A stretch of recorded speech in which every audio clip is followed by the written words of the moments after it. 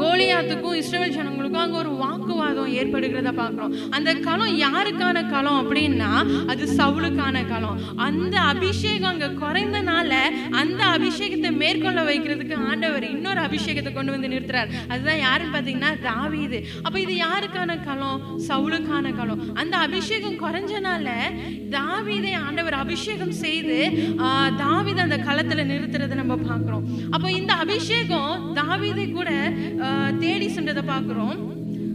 1 Samuel 16:13 பார்க்கும் பொழுது அபிஷேகம் தாவீதை தேடி செல்கிறத பார்க்கிறோம். ஏன்னா ஆண்டவர் தாவீது மேல ஒரு பெரிய பிளானிங், திட்டங்களையும் தரிசனங்களையும் வைத்திருக்கிறார். தாவீது தான் அடுத்த ராஜா அப்படின்னு சொல்லி ஆண்டவர் பிளான் பண்ணிட்டாரு. ஏன்னா சவுலுக்கு கொடுத்த அந்த பொறுப்பை அவர் சரியா பார்க்காதனால அந்த பதவி மாறுத பார்க்கிறோம், தாவீதுக்கு போகிறத நம்ம பார்க்கிறோம். அப்ப தாவீதை வச்சு ஆண்டவர் பிளான் பண்ணிட்டாரு.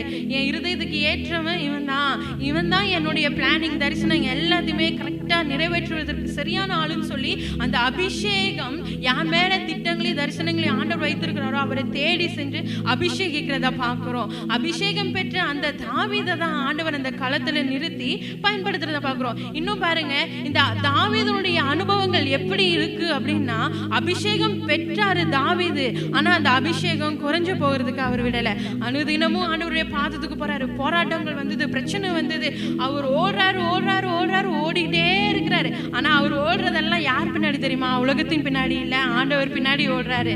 ஆண்டவர் முன்னாடி இருந்ததுனாலதான் அவருடைய ஓட்டம் எல்லாம் அவரால் ஓடி முடிஞ்சு சிங்காசனத்துல அமர அவரால் முடிஞ்சதோ தவிர அவருடைய ஓட்டத்தை நிறுத்தி இருந்தாலோ இல்ல அவருக்கு முன்னாடி தேவன் இல்லாம இருந்திருந்தா அவருக்கான அந்த திட்டங்களை அவரால் நிறைவேற்றிருக்க முடியாது. அப்ப அவருடைய ஓட்டம் யாருக்கு பின்னாடி இருந்ததுன்னா ஆண்டவருக்கு பின்னாடி இருந்தது. அப்பா நீங்க எனக்கு போதும்பா, என்ன வந்தாலும் பரவாயில்ல, என் ஜீவனே போனாலும் பரவாயில்ல, எனக்கு நீங்க போதும்னு சொல்லி அநேக காரியங்கள் அவர் ஆண்டவர் உயர்த்துகிறத பார்க்கிறோம். எங்க உட்கார்ந்தாலும் அவர் ஆண்டவர் உயர்த்திக்கிட்டே இருப்பாரு. கண்ணீரா இருக்கட்டும், கவலையா இருக்கட்டும், வேதனையா இருக்கட்டும், மரண இருளா இருக்கட்டும், இல்ல ஆழங்கள்ல இருந்து கூட அவர் தேவனை துதிக்கிறத நம்ம பார்க்கிறோம். அப்போ அவருடைய அனுபவம் எப்படிப்பட்டதா இருந்ததுன்னு பாத்தீங்கன்னா, அபிஷேகம் பெற்ற தாவீது சவுலை போல அதை குறைச்சு விடாதபடிக்கு ஆண்டவருடைய பின்னாடி சென்று அவருடைய அபிஷேகத்தை நிரம்பி வழிய செஞ்சுக்கிட்டே இருக்கிறத பார்க்கிறோம்.